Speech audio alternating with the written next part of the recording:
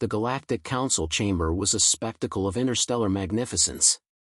Towering columns of shimmering energy pulsed with alien scripts, and the air thrummed with the hum of advanced technologies beyond the dreams of most species. At the center of this grand assembly sat representatives from the galaxy's most advanced civilizations. Their forms varied, some mechanical, others organic, but all exuding an air of superiority. They were the pinnacle of their respective races, and their combined presence made this station a hub of power and pride. Discussions of threats and military advancements were underway, and one topic drew consistent laughter: Earth. Small, primitive, and newly inducted into the Council, humans were the galaxy's newest punchline. Jokes about Earth's outdated technology and backward ways rippled through the chamber like a cosmic in-joke shared by the elite. As the murmurs subsided, a single figure stepped forward into the spotlight. Commander Henry Graves, representing Earth, moved with a quiet resolve. Clad in a simple yet sharp uniform, he carried himself with a presence that seemed incongruous with the mockery surrounding him. He was not the tallest, nor the strongest, nor the most exotic being in the room. He was human, and that fact alone invited disdain. "We welcome Earth into the Council," the Zoltran leader said, barely masking his smirk. His translucent skin shimmered under the light, his four golden eyes narrowing in amusement. "Though, I must ask, what exactly do you bring to this assembly? Primitive combustion engines? You're quaint, outdated, what do you call them? Guns?" The chamber erupted in laughter. Graves stood impassively, his expression unreadable as the ridicule washed over him. A reptilian delegate hissed, "Perhaps they'll charm their enemies with folk tales." Another added, "Or drown them in their nostalgia for obsolete projectiles." Graves cleared his throat. The sound, mundane yet deliberate, somehow cut through the noise. "We bring our resilience," he said, his voice steady. "Our history of survival. And yes, our weapons. Perhaps they're worth a closer look." The laughter surged anew. One delegate leaned forward, his mechanical appendages gleaming. What was it? Shotguns? Surely you jest. Our plasma disruptors could vaporize an entire battalion of your kind before you managed to even reload." The Zoltran leader chuckled, leaning back. "You humans might as well fight with sticks and stones. Such quaint toys against the marvels of modern warfare." Graves remained unflinching, though a flicker of something sharp and dangerous glimmered in his eyes. "Sticks and stones," he repeated, his tone even. "Funny thing about those, they built your glittering towers once, didn't they?" The air in the chamber shifted subtly. While the majority dismissed his words as bravado, a few of the more observant delegates caught the deliberate weight behind them. It wasn't bluster, it was a quiet, calculated warning. The Zoltran leader waved dismissively. "History is irrelevant. Progress defines strength. And Earth is, well, a charming museum piece. Perhaps your people would be better suited as entertainers, showcasing your ancient curiosities to children." Graves offered a thin smile, devoid of warmth. "You might find ancient curiosities have their uses." His hand brushed the grip of a weapon at his side, not a sleek plasma rifle, not a glowing energy blade, but an old, well-maintained shotgun. Its polished wooden stock gleamed under the chamber's artificial light, and its unassuming design seemed almost laughably out of place amidst the futuristic marvels on display. The Zoltran leader's gaze fell upon it, his amusement deepening. "That relic? Do you intend to demonstrate its potency?" The last word dripped with condescension, drawing another ripple of chuckles from the gallery. Graves tilted his head slightly. "Perhaps. Though I suspect you wouldn't appreciate the demonstration." A momentary silence fell as the council interpreted the undertone of his remark. There was no bravado in his voice, only an unnerving calm that hinted at something unspoken. "Commander," the Zoltran leader said, recovering his composure. "Your optimism is admirable, but misplaced. The galaxy's true power lies in advancement, in innovation. Not in nostalgia." Graves didn't respond immediately. Instead, he let his eyes sweep the chamber, taking in the smirking faces, the gleaming technology, the air of superiority that permeated the room. Finally, he spoke, his voice measured and calm. "You'd be surprised what sticks and stones can do." The chamber erupted again, but this time, the laughter carried an edge of unease. For all their mockery, there was something about the human's demeanor, a quiet, unyielding confidence, that left an impression. The Zoltran leader waved for silence, dismissing the human with a flick of his hand. But as Graves stepped back into the shadows, one thing was clear: humanity might have entered the council as a joke, but the punchline was far from over. Humanity's history is one of defiance in the face of annihilation. From the first spark of fire to the age of advanced machinery, survival has never been easy. Wars tested them, from skirmishes with spears to the world wars that left continents scarred. They didn't just endure, they adapted. When adversaries came with overwhelming strength, humanity countered with ingenuity. In World War II, they built radar systems from spare parts and turned civilian aircraft into weapons of resistance. In more recent conflicts, guerrilla fighters used terrain and wit to outmaneuver technologically superior foes.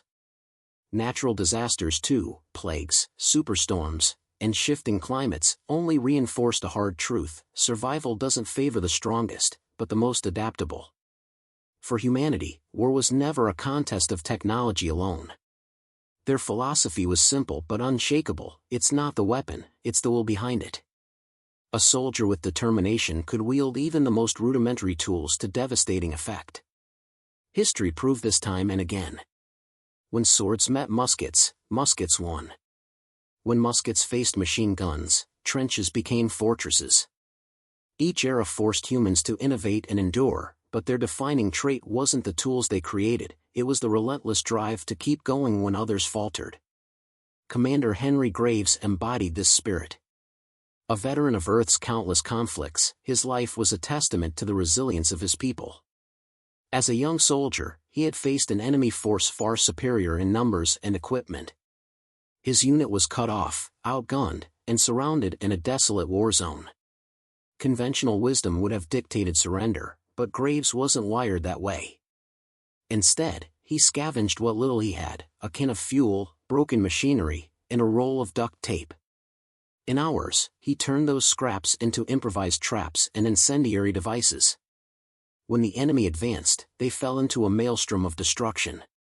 His tactics weren't in any manual, they were born of desperation and sheer willpower.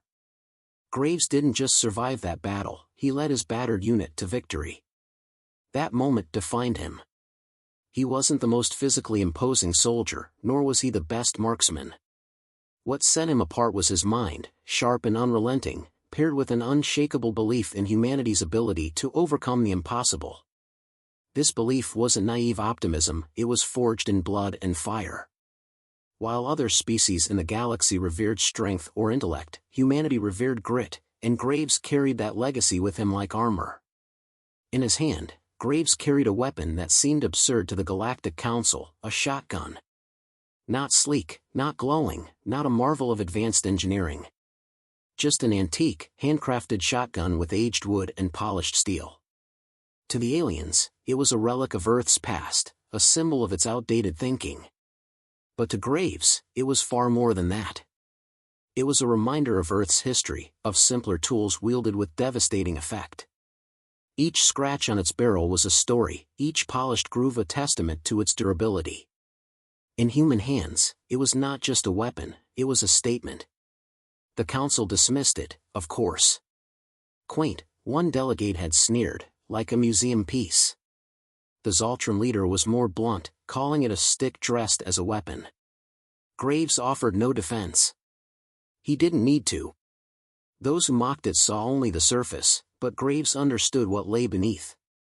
The shotgun represented humanity's essence, unassuming, perhaps, but capable of unleashing unimaginable force when wielded with intent.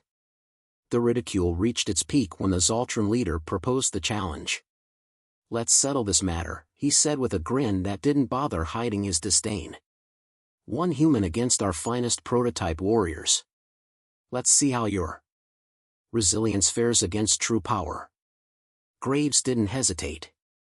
His acceptance was immediate, almost casual, as if the outcome was already decided. The council erupted into murmurs, some laughing, others intrigued by the humans' apparent confidence. The Zoltran leader leaned forward, his golden eyes gleaming. "And you intend to use that?" he asked, nodding at the shotgun. Graves' response was a faint smile, the kind that revealed nothing but carried weight all the same. "It'll do," he said simply. The stage was set. The mockery continued, but Graves didn't care. He understood what they couldn't, or wouldn't, see. This wasn't just about weapons or strength. It was about the will to fight, to adapt, to endure. And humanity had been proving that for millennia. The arena was a marvel of engineering, a sprawling expanse designed to mimic the galaxy's most challenging terrains. Desert dunes shifted into dense jungle undergrowth, jagged rock formations loomed in stark contrast to open plains. A floating observation platform hovered high above, packed with council members, their alien forms buzzing with anticipation. This was more than just a demonstration, it was entertainment. In the center of the arena stood Commander Henry Graves. Alone, small compared to the towering alien warriors who emerged opposite him. They were biomechanical monstrosities, engineered to perfection.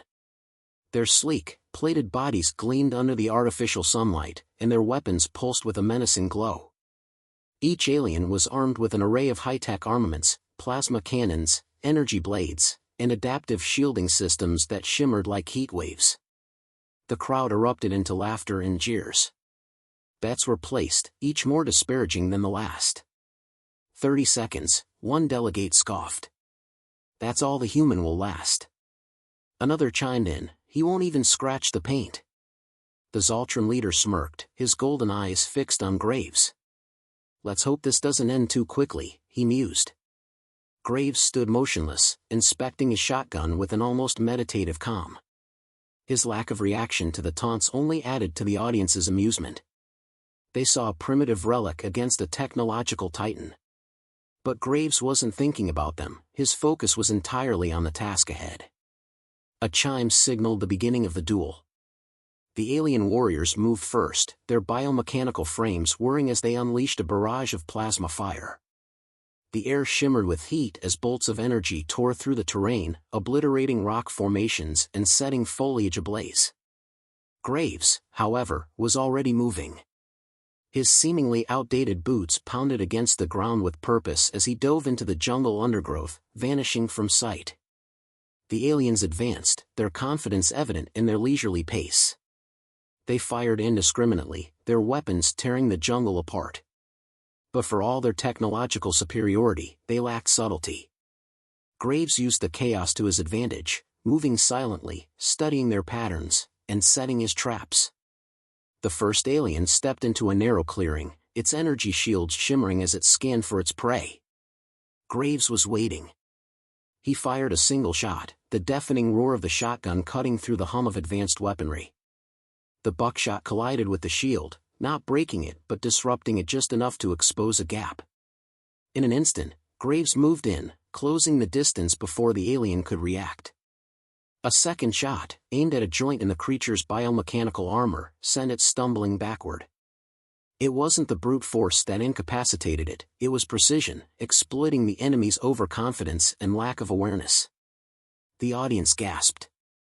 The spectacle they'd expected, a quick and overwhelming alien victory, wasn't playing out as planned.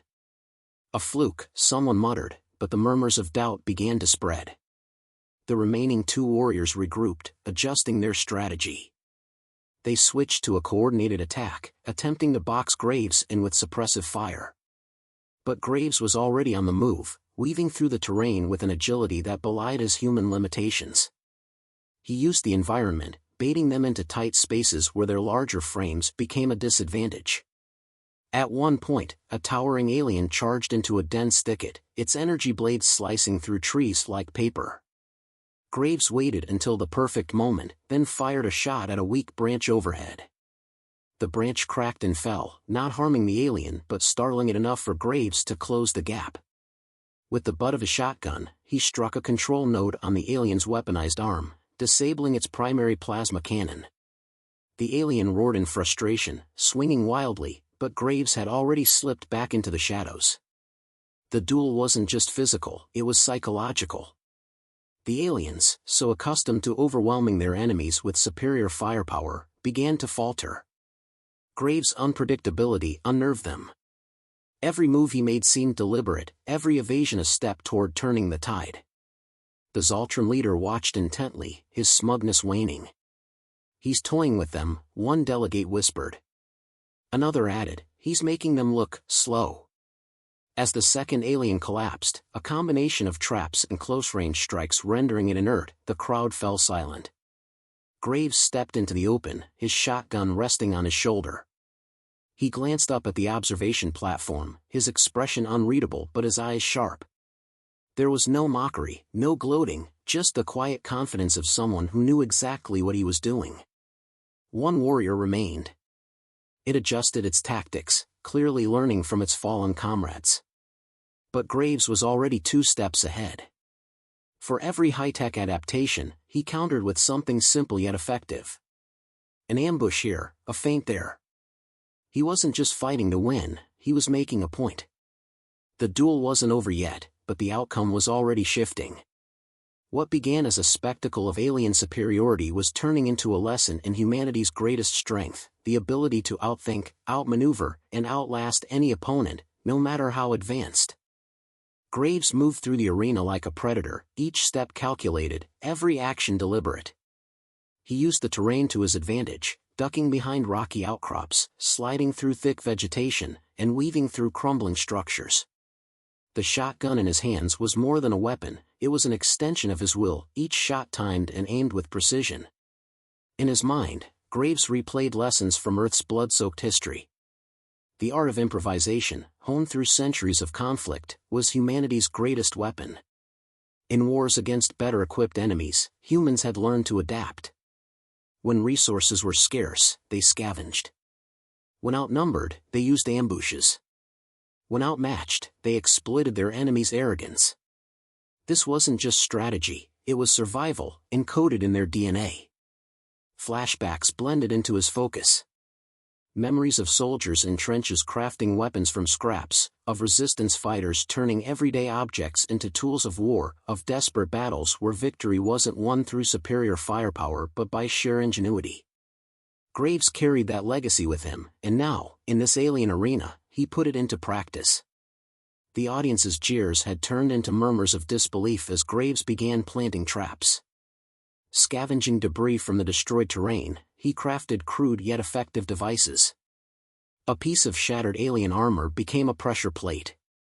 Fragments of plasma weaponry were rewired into makeshift explosives. A broken power core from a fallen warrior, rigged with jungle vines, became a deadly tripwire. Each trap was a masterpiece of desperation and creativity. When the second-to-last alien warrior stepped into a clearing, it triggered one of these devices. A blinding flash of energy engulfed the area, sending the alien sprawling. Graves emerged from cover, delivering a precise, devastating shotgun blast that left the warrior incapacitated. The crowd gasped, their earlier mockery replaced by stunned silence. The council members exchanged uneasy glances. "He's adapting," one of them murmured, his tone tinged with reluctant admiration. "Using what little he has to devastating effect." Another delegate, who had been one of the loudest critics, leaned forward. "It's not luck," she said quietly. "It's strategy. Pure, brutal strategy." The Zoltran leader, previously smug and confident, was now silent. His golden eyes narrowed as he watched Graves dismantle his warriors, not through superior firepower, but with cunning and determination. The final warrior, a massive Zoltran model bristling with advanced weaponry, entered the fray. This was no ordinary combatant, it was a heavily armed juggernaut, designed to annihilate enemies with overwhelming force. Its armor gleamed, and its multiple weapon systems hummed with deadly energy. The ground trembled as it approached, each step a testament to its devastating potential. Graves didn't flinch, but the toll of the battle was evident. His movements were slower, his breath heavier. A gash on his arm dripped blood, staining the ground beneath him. Yet, he pressed on, gripping his shotgun tightly as he evaluated the threat. The Zoltran warrior opened fire, a storm of plasma bolts tearing through the landscape. Graves dove behind a rock formation, narrowly avoiding the onslaught. The air was thick with heat and smoke as the alien advanced, relentless and unyielding. Graves, injured and cornered, did what humanity always had: he refused to give up. He reloaded his shotgun, the deliberate motions steady despite the chaos around him. He studied the warrior's movements, searching for a weakness, an opening. Using the last of his scavenged materials, he crafted one final trap. With shaking hands, he rigged an explosive device from the remnants of a fallen alien's power core. It was crude, unstable, and had no guarantee of success. But it was his only chance. He placed the device near a choke point in the terrain, then stepped into the open, deliberately exposing himself. The Zoltran warrior charged, its weapons firing relentlessly. Graves fired back, his shotgun blasts barely scratching its armor but forcing it to focus on him. Step by step, he lured the alien toward the trap. The council members leaned forward in their seats, their earlier mockery long forgotten. Now, there was only tension, a collective holding of breath as the confrontation reached its climax. As the alien reached the choke point, Graves dove to the ground, rolling just out of reach as the trap detonated. The explosion was deafening, a blinding burst of energy that sent the Zoltran warrior staggering. Its shields flickered, its armor scorched. Graves seized the opportunity, rising to his feet despite his injuries. With a final, defiant roar, he charged the weakened warrior, closing the distance in a desperate sprint. He aimed a shotgun at a vulnerable joint in the alien's armor and fired. The blast hit true, shattering the joint and sending the warrior collapsing to its knees. Without hesitation, Graves moved to its flank, delivering a point-blank shot to its exposed core. The alien fell, its towering form crashing to the ground with a resounding thud. Graves stood over the defeated warrior, bloodied, battered, but victorious. He leaned on his shotgun for support, his breath ragged as he looked up at the observation platform. The silence was deafening. The council members, once so full of mockery and disdain, now stared in awe. This wasn't the outcome they had anticipated. Humanity, the species they had dismissed as primitive and weak, had proven itself in the most spectacular way possible. And Graves, with nothing more than grit, ingenuity, and an old shotgun, had shown them the true strength of his people. The arena was unnervingly quiet in the aftermath of the battle. Smoke lingered in the air, mingling with the faint hum of alien technology. The once mocking crowd was now silent, their stunned expressions mirroring their disbelief. Commander Henry Graves stood amidst the destruction, his chest rising and falling with labored breaths. Blood streaked his face, his uniform torn and burned, yet he stood tall. In his hands, he cradled the shotgun, its barrel still faintly warm, a testament to the unlikely weapon that had turned the tide. The silence was broken by murmurs among the council members. Those who had jeered minutes earlier now exchanged hushed, hurried words. They spoke of precision, strategy, and resilience. Alien representatives from once proud species seemed almost reluctant to admit it, but the human had done something extraordinary. One delegate whispered, he dismantled them, with nothing but an antique. Another, quieter still, muttered, there's more to these humans than we thought. Graves didn't bask in the attention. Instead, he looked up at the observation platform, his expression stoic but firm. He had come to prove a point, not seek their approval. Still, the shift in atmosphere was palpable, the arrogance in their gazes replaced with something he hadn't seen before, respect. The Zoltran leader, who had so confidently mocked humanity, now rose from his seat. His golden eyes, previously filled with disdain, now held a grudging acknowledgement. Commander Graves, he began, his voice steady but lacking its earlier smugness. You have surprised us. This display was unexpected. He paused, clearly reluctant to continue but aware he had no choice. You've shown strength, resourcefulness. Qualities we underestimated. The council chamber erupted into debate. Representatives argued passionately, some hesitant to admit that a single human could so thoroughly outwit their most advanced warriors. Others, more pragmatic, pointed out what the display implied for the balance of power in the galaxy. If humans could achieve this with a shotgun, what could they accomplish with time, resources, and allies? One delegate, a crystalline being with a voice like chimes, leaned forward. "This changes everything," it said. "Humanity's adaptability is a weapon unto itself. They could be allies, or a threat." Through it all, Graves stood silently, letting them deliberate. When the noise grew too loud, he raised a hand. The room stilled. His voice, though calm, carried the weight of someone who had endured far worse than the Council's judgment. "The weapon doesn't matter," Graves began. His words hung in the air, heavy and deliberate. "What matters is the mind behind it. The will to endure, to adapt, to overcome. Humanity has faced extinction, fought wars we weren't supposed to win, and survived challenges no one believed we could. We don't rely on our tools, we innovate with them. We don't bow to adversity, we rise to meet it." The Council listened, enraptured. Even the Zoltran leader, whose pride had been so evident earlier, couldn't help but nod slightly at the truth in Graves' words. "Underestimate us if you like," Graves continued, his gaze sweeping the room. "But know this, when you think we've reached our limit, that's when we're just getting started." For a moment, no one spoke. The weight of his speech, combined with the spectacle they had just witnessed, left even the most skeptical council members uncertain. Then, one by one, voices began to murmur their agreement. "He's right," one said. "Resilience like that can't be ignored." Another added, "Perhaps it's not the weapons we should fear, but the ones who wield them." The Zoltran leader took a step forward, addressing Graves directly. "Perhaps we were wrong about humanity," he admitted, the words tasting bitter but spoken nonetheless. "Your people are unpredictable. Dangerous, yes. But perhaps valuable." Graves allowed a small, faint smile. "We'll take that as a compliment."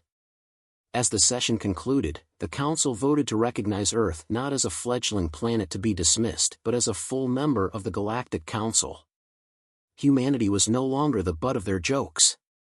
Instead, it was an unpredictable, volatile, but undeniably resourceful ally. Delegates who had once mocked Graves now approached him with questions, their tones cautious but intrigued. As the Zoltran leader extended an uneasy hand in truce, Graves shook it firmly. "You've proven your point, Commander," the alien said, his golden eyes narrowing. "We will not underestimate your kind again." Graves offered a polite nod. "See that you don't." Later, aboard his ship, Graves stood at the observation deck, gazing down at Earth. Its blue-green surface shimmered in the distance, a fragile yet enduring beacon in the void of space. The planet that had been mocked as primitive, its people deemed insignificant, had just secured its place among the stars. Graves turned, placing his shotgun into a display case with care. The weapon, scratched and worn, was no longer just a tool of survival. It was a symbol of humanity's ingenuity, tenacity, and refusal to bow to adversity. Closing the case, he allowed himself a rare moment of reflection. "We're just getting started," he muttered, a faint grin crossing his face. The galaxy had underestimated humanity. Now, it would have to reckon with them.